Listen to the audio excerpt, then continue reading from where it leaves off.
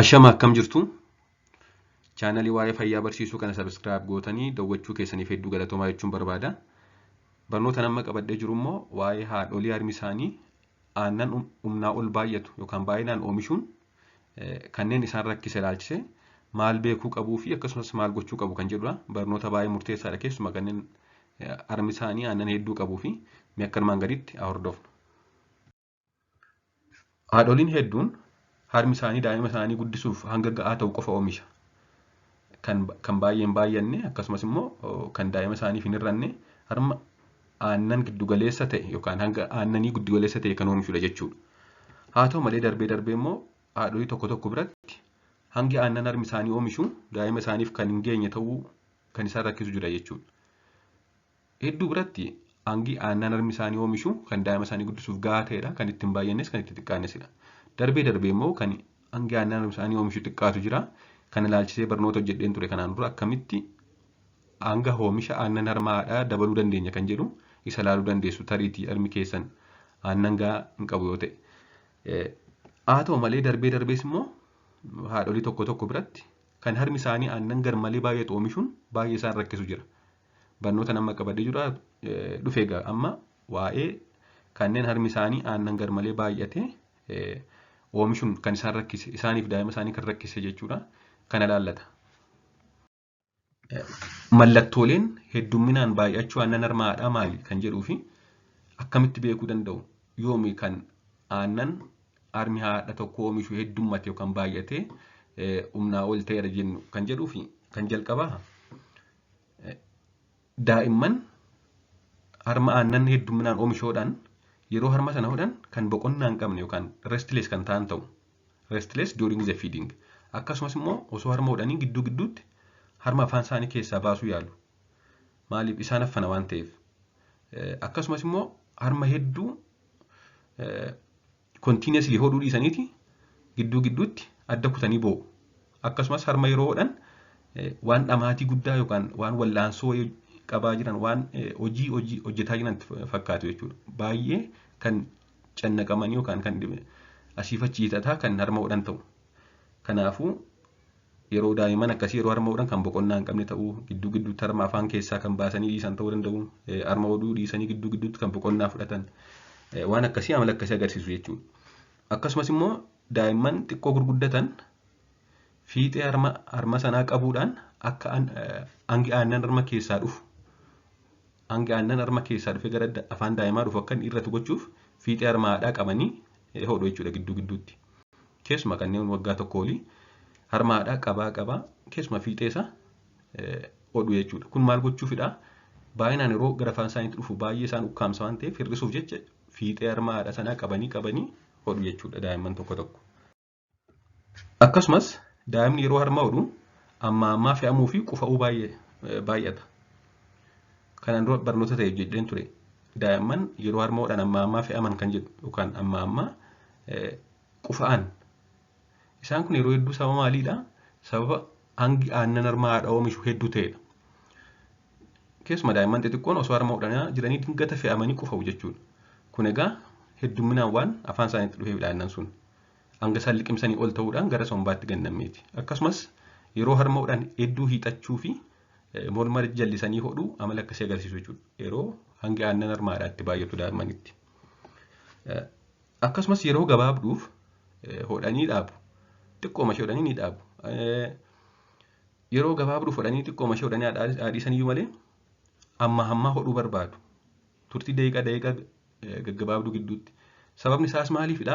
Aannan baay'inaan dhufe kun aannan baay'inaan dhufe kan yeroo liqimsan qilleensa hedduu waliin waan ta'eef kan isaan liqimsan aannan xiqqoo ishee dhuganii qilleensa hedduu wajjin liqimsaniiti garaachi isaanii guuttii yookaan ni bokoktii yeroo kana immoo ni dhiisu jechuudha. Kanaaf xiqqooma ishee hodhanii harma hodhuu dhaabu akkasumas hammaa hodhuu barbaadu. Booda immoo yeroo deeffatan yeroo qilleensi sun garaacha isaanii keessaa bahu deebi'anii beela'u jechuudha. Osoo aannan garaacha isaanii keessa sirriitti hin guutiin qilleensa dura caalmaadhaan guuta jechuudha. Kanaaf hammaa hodhuu barbaadu garuu yeroo xiqqoo yeroo gabaabduuf qofa hodhu. Akkasumas hammaa deeffachuu fi qilleensi baay'achuu amala akkasii qabu. Akka garaa ciniinnaa godhachuudhaan hiixachuu deeffachuu akkasumas immoo dhuufuunfaa qilleensa adda addaa jiraachuu baay'isu jechuudha. Kana malees haadholiin harmi isaanii aannan hedduu oomishu waan dafee guutuuf akkasumas baay'inaan afaan daa'imaa guutee mallattoolee kana waan fidaniif ni beeku ofii isaanii haadholiin. Mallattoo hedduu hin barbaachisu jechuudha. Ofuma isaanii yeroo hangi aannan harma isaanii guutu ni beeku. Akkasumas yeroo inni humnaa ol ta'u ni beeku. Amma hodhanii amma kana deebi'ee guutee isaan dhukkuba jechuudha. Kanaafuu yeroo sana beeku jechuudha akka harmi isaanii aannan hedduu oomishaa jiru.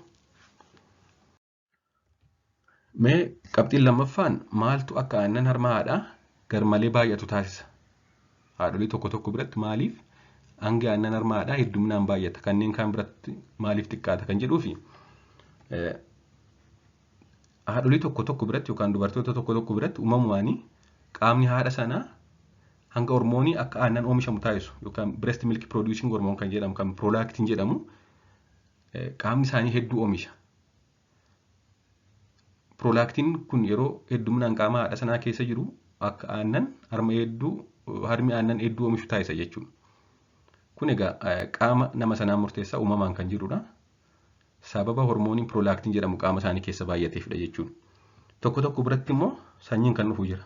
Fakkeenyaaf maatii keessa haati yookaan akka isaan aannan harma ishee baay'inaan oomishama ta'e yookaan baay'ee qabdi yoo ta'e akkasuma sanyiidhaan dhufuu qaba jechuudha. Genetic predispositionii qaba. Akkasumas immoo qorichoonni tokko kan yeroof waan akkasii fidan jiru.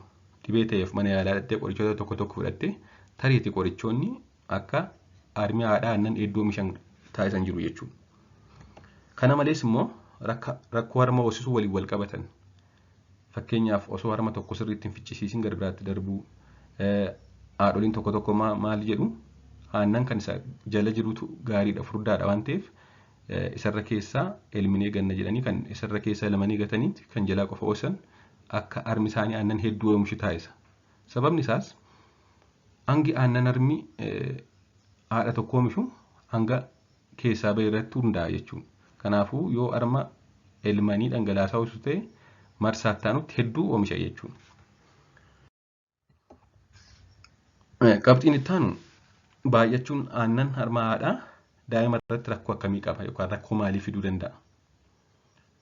Yoo aannan harma haadhaa hedduminaan baay'ate rakkoo maaltu dhufa? Yoo xiqqaate silaa rakkoo qaba. Daa'imman hin quufiin hafnaan yoo baay'ate immoo rakkoo maal qaba kan jedhuufi daa'imni akka amma aannan hin fe'amuuf sababa ta'a. Osoo hodhaa jiru amma fe'amuu hedduu fe'amanii qufa'u jechuudha. Sababni isaas breast milk down yookaan hangi aannan afaan daa'imaa keessa jiru hanga daa'imni koordineet godhee liqimsuu danda'u ol ta'uudhaan akka gara sombaatti gad deemu ta'uudhaan amma fe'amuu malu yeroo harma hodhan. Akkasumas harma hodhuun daa'immaniif wallaansoo fi kan hojii guddaa qabuuf itti fakkaata daa'imman akkasii biratti. Kanaaf baay'ee dhama'u jechuudha. Kana malees immoo daa'imni yeroo aannan harma haadhaa itti baay'atee aannan gara jalqabaa yookaan kan cooma hin qabnee fi hanga laaktoos hedduu kan qabu qofa hodhee kan gara booda kan cooma gaarii qabu hin dhuginaaf. Kanaan dura kompoozishinii aannan harma haadhaa irratti maal jenneerra aannan gara fuulduraa maal qaba? Bishaan qaba akkasumas immoo wanta laaktoos jedhamu hedduminaan qaba. Kan gara booda immoo kan cooma qabuu fi kan nyaata daa'immaniif hedduu barbaachisu qaba jechuudha. Kanaafuu daa'imni aannan harma haadhaa itti baay'ate kan gara jalqabaa qofa hodhee dhiisa kan jalaa. Kan gara booda dhufu jechuudha. Kan jalqabaa kun immoo bishaan qofa qaba. Akkasumas immoo wanta laaktoos jedhamu hedduu qaba malee cooma daa'immaniif barbaachisu guddina qaamaaf guddina sammuuf kan barbaachisu hedduu hin qabu. Nyaanni laaktoos jedhamu kun immoo inzaayimii laaktees jedhamuun bullaa'a. Haa ta'u malee laaktoos kana qofa yeroo hedduminaan fudhatan daa'imman aannan harma haadhaa keessaa kan gara jalqabaa jechuudha.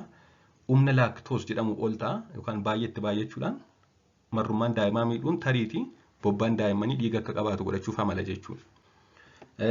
Akkasumas sababa bobbaa kanaa bobbaa laaktees jedhamu hedduu qabu kanaan naannoon daayiperiin isaanii madaa'uu danda'a yookaan daayipper dermataayitis godhachuu danda'u diimatee madaa'uu danda'a jechuudha sababa bobbaa isaanii keessa laakteesiin baay'ateef. Daa'imman sababa aannan gara fuulduraa kana baay'inaan hodhaniif xiqqoodhanii dhiisu waan jenneef aannan gara fuulduraa immoo baay'inaan bishaan qaba waan jenneef bishaan qofa fudhatanii yeroo dhiisan coomni kan gara jalaa jiru waan hafuuf tariitii qallachuu yookaan huqqachuu danda'u qaamni isaanii dabaluu dhiisuu danda'a. Akkasumas immoo daa'imman tokko sirriitti yoo dhuganii keessaa fixanii aannan hedduu waan fudhataniif baay'ee furdachuu danda'u jechuudha. Kanaafuu aannan harma haadhaa aannan hedduu oomishe daa'imman haadha akkasii ittiin guddatan tarii qallachuus furdachuu danda'u. Kan isaan qallachuu danda'anii gara jalqabaa qofa hodhanii hodhisanidha. Sababni isaas aannan gara jalqabaa bishaan qofa qaba waan ta'eef. Yoo immoo sirriitti keessaa fixanii hodhu ta'e aannan hedduu waan fudhatanii furdachuu danda'u jechuudha. Kanaafuu carraa furdachuus qallachuus qabu. Furmaanni kanaa maadhaa yookaan wantoota haati gochuu qabdu maadha kan jedhuufi osoo daa'imni baay'ee hin beela'in hoosisuu.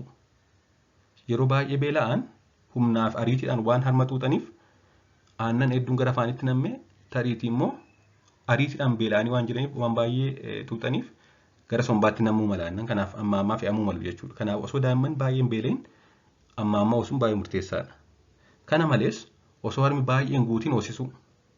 Afaan daa'imaatti yoo baay'ate daa'imni aannan liqimsuuf qilleensa waliin fudhachuu wal simsiisuu dadhabuudhaan ni fe'ama waan ta'eef osoo harmi baay'ee hin guutiin amma ammaa hoosisuu. Osoo daa'imni baay'ee hin beela'in amma ammaa hoosisuun baay'ee murteessaadha. Akkasumas immoo yoo baay'ee guuteera ta'ee daa'ima hoosisuun dura xiqqoo irraa elmuu. Aannan baay'ee guutee jira ta'e osoo daa'imni harma afaan hin keewwatiin dura xiqqoo irraa elmanii kaa'uun yookaan gatuun barbaachisaadha jechuudha. Akka inni daa'ima hin sardine. Akkasumas mataa daa'imaa ol qabuun harma ol taasisuu. Afaan daa'imaa harmaa ol taanaan aannan asii ol ariitiin hin deemu. Kanaafuu mataa daa'imaa ol qabuudhaan harma haadhaa ol yoo taasisne giraaviitiidhaan dhangala'aa waan ta'eef aannan sun kanaaf ol yaa'u jechuudha heddumminaan. Kanaaf daa'ima hin fe'u yookaan rakkisu jechuudha. Kanaafuu always harma ol qabuu qabna. Harma ol qabnee daa'ima mataa daa'imaa ol qabnee giraaviitiidhaan akka hin gaditti namneef mataa daa'imaa harmaa ol goonee hoosisuu qabna jechuudha. Qabxiin biraan bakka daa'imman ciisanitti hoosisuu dhiisuu. Haati tokko bakka daa'imni ishee ciisee jirutti godhattee hoosistee giraaviitiidhaan aannan harma sana keessa jiru hedduun afaanitti gannama yoo ta'eef fe'amuu danda'a. Akka waliigalaatti garuu daa'imman bakka ciisanitti hoosisuun sirrii miti mataan daa'imanii ol qabamuu qaba jechuudha. Kana malees osoo isaan harma hodhaa jiranii haasofsiisuu dhiisuu.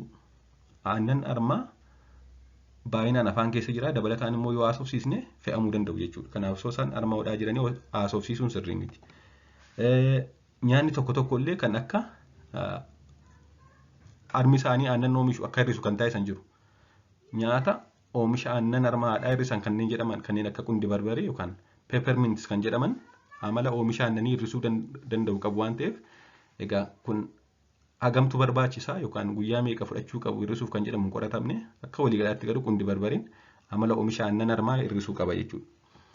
Dabalataanis dawaan tokko tokko jiru kan utaalloo fi yookaan qufaaf kennaman kanneen akka siidoofiliin jedhaman isaan kun egaa amala oomisha aannanii hir'isuu qabu akkasumas immoo OCP yookaan kan ulfa ittisuuf haadholiin fudhatan amala oomisha aannanii hir'isuu qabu waan ta'eef yoo baay'ee aannan itti baay'atee isaan rakkisee ta'e wanta kana ogeessa mariisanii fudhachuu danda'u jechuudha. Akka waliigalaatti kan hin qabadhee jiru kanadha. Waan dhaggeeffattaniif hedduu galatooma turtii gaarii.